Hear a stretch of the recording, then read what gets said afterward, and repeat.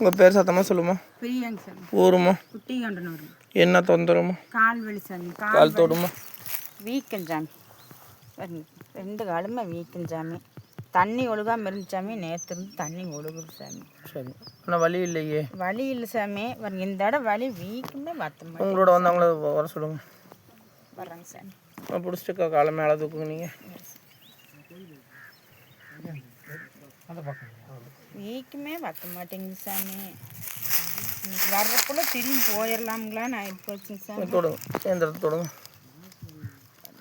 இந்த இடம் வலி சாமி. ஃபர்ஸ்ட் அடிப்பாத்தில் எப்போ அதாவது ஒன்று எப்போ எது பட்டுச்சுங்க? அதுக்கு பின்னாடி தான் இந்த காலில் ரொம்ப தொந்தரவு அதிகமாச்சு. ஒன்றும் படல சாமி. கோயிலுக்கு போய் கால் வீக்கம் வந்தது தான் சாமி. கால் அடிப்பாத்தில் தான் லேச வீக்கம் வந்துச்சா? இல்லை சாமி, இது எல்லாம் வீக்கம் சாமி. இல்லை, அவன் என்ன கேட்குறான்னா, உங்களோட அடிப்பாதத்தில் இப்போ நீங்கள் நடுமயத்தில் அந்த கருப்படிச்சு இருக்கு பார்த்தீங்களா, தோல் உரியுது பார்த்தீங்களா, அந்த இடத்துல சிறுசை ஏதோ வந்துச்சுங்களாமா.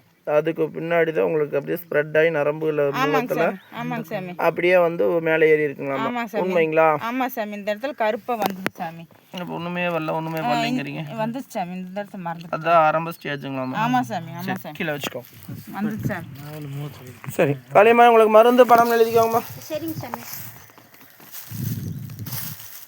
மருந்துக்கு எப்படிங்கம்மா இருக்கு? ஓரளவுக்கு பரவாயில்ல. எப்படி ஓரளவுக்கு பரவாயில்லைங்கிறீங்க? வலி பரவாயில்லைங்க சாமி. வீக்கம் குறையில சாமி. நேற்று வீக்கம் சொன்னீங்களா? ஆமாம் சாமி. வீக்கமே குறையில சாமி. மட்டும் வேலை பண்ணி வீட்டில் பிரச்சனைங்க சொன்னீங்க சாமி.